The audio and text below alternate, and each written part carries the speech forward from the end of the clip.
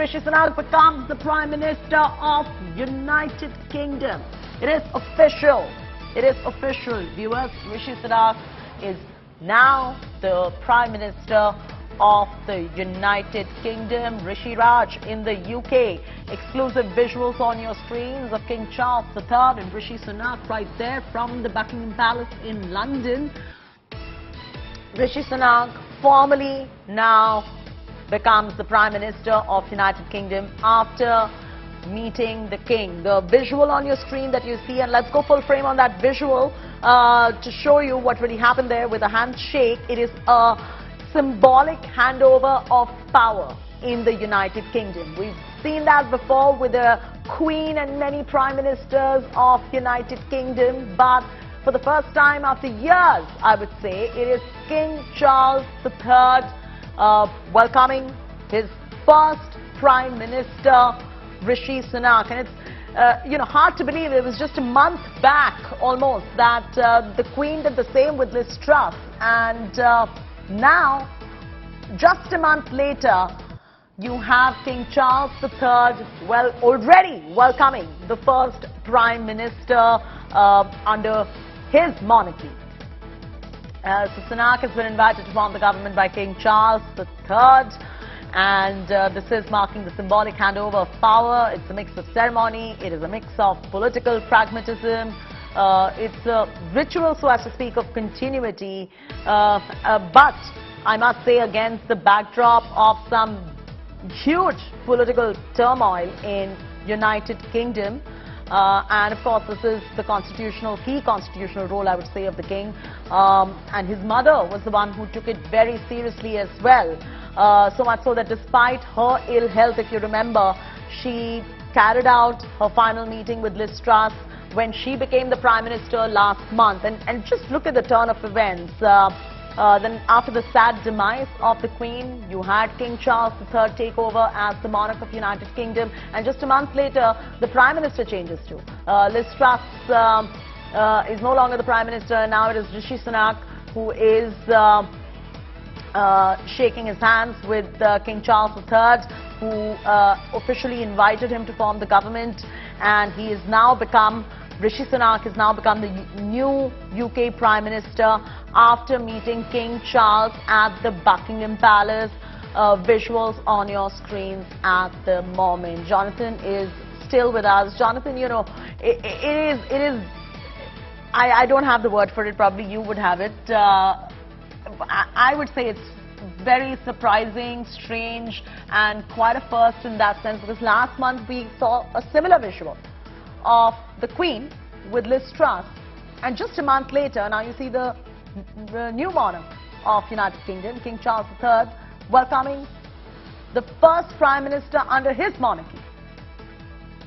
Yeah, it is a mind storm, isn't it, to put it mildly. I think what you got to understand is that politics in the UK is, generally speaking, a very sedate affair. We've had this Conservative government in power now for some 14 years.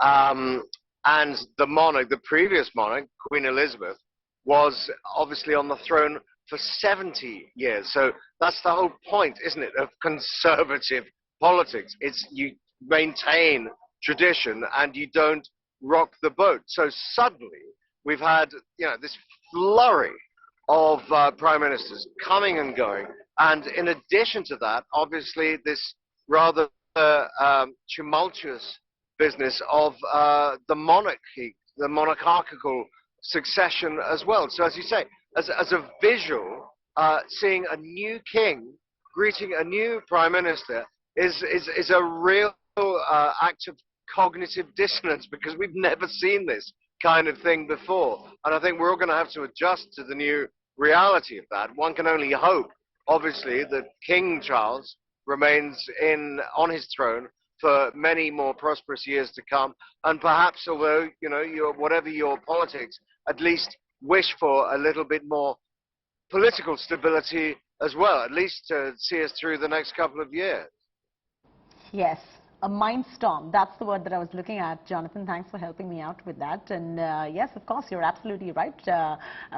Who would have really imagined? But, this is the moment of firsts. Now the countdown begins, Jonathan. Very soon we'll have Rishi Sunak address United Kingdom as the Prime Minister, the new Prime Minister of United Kingdom. How long for that? No, yeah, absolutely. It's absolutely extraordinary business. What's going to happen now is that having gone through this formal ceremony, this so-called hand-kissing ceremony, Rishi Sunak will join his motorcade and will return to Downing Street. They'll bring out the old podium, and then he will deliver his first address. Now, you may recall, I think you've been broadcasting it, his acceptance speech last night was rather stilted and rather wooden, a little bit glassy-eyed by any person's standards. I think, this is testimony to the fact that he was probably as shocked as anyone to find himself in that position. But also, he's not the world's most polished media performer, at least not currently. So it's going to be very interesting to see what his acceptance speech, his opening remarks as Prime Minister will be. He follows Liz Truss, who was herself rather uncomfortable as a public speaker, and then of course Boris Johnson, who was this extraordinarily gregarious, ebullient character. So I'm going to be very interested indeed, very open-minded to hear what Sunak's first remarks will be, and I hope they'll be relatively brief and to the point, because as you say, his principal job now is to get on with the business of governing this country and trying to bring inflation down and trying to tame some of the unruly politics of the last few weeks and months. That unruly politics, what's your sense, Jonathan, since you track politics, is it going to continue? Because yesterday when he made an address to the Tory MPs, he called out, ruled out, I beg your pardon, calling an early general election despite the calls that were coming in from the opposition parties. Yeah, there's absolutely no chance whatsoever of there being a general election because he sits upon this 80-strong parliamentary majority delivered to him by Boris Johnson as a combination of Johnson's campaigning charisma and also the country's determination to see Brexit through, get Brexit done, as was this notorious phrase. So, no, he's not going to call a general election.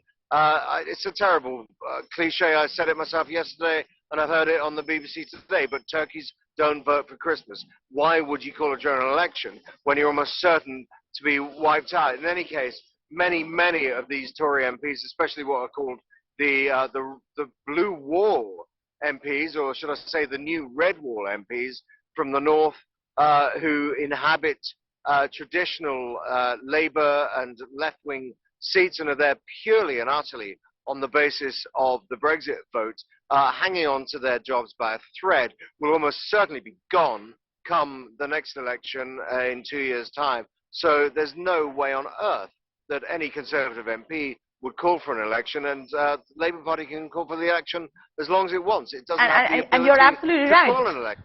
The Conservative MPs are not going to calling for an election. It's going to be absolutely suicidal for them to call for an election, and you're absolutely spot on as far as that is concerned. But as far as the opposition parties are concerned, aren't they pressing for an early election? Yeah, but they simply don't have the constitutional right to do so, Nabila. That's the point. When a government is installed in power, then it is so for a maximum of 5 years. Now, I cast my mind back to John Major's prime ministership.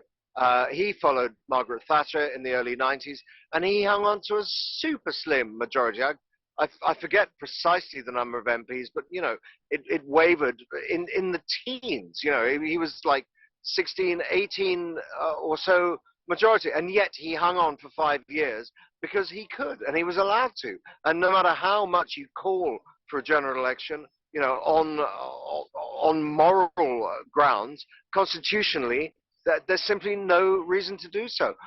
Rishi Sunak has an 80-odd majority. It's one of the biggest parliamentary majorities in recent memory. There's no way on earth, none, despite the fact of his absolute tanking in the opinion polls, that they would call an election right now. He's going to simply say, and he will repeat this again and again, I'm going to get on with the job, he will say, of running the country. I'm going to get on with the job of running the country.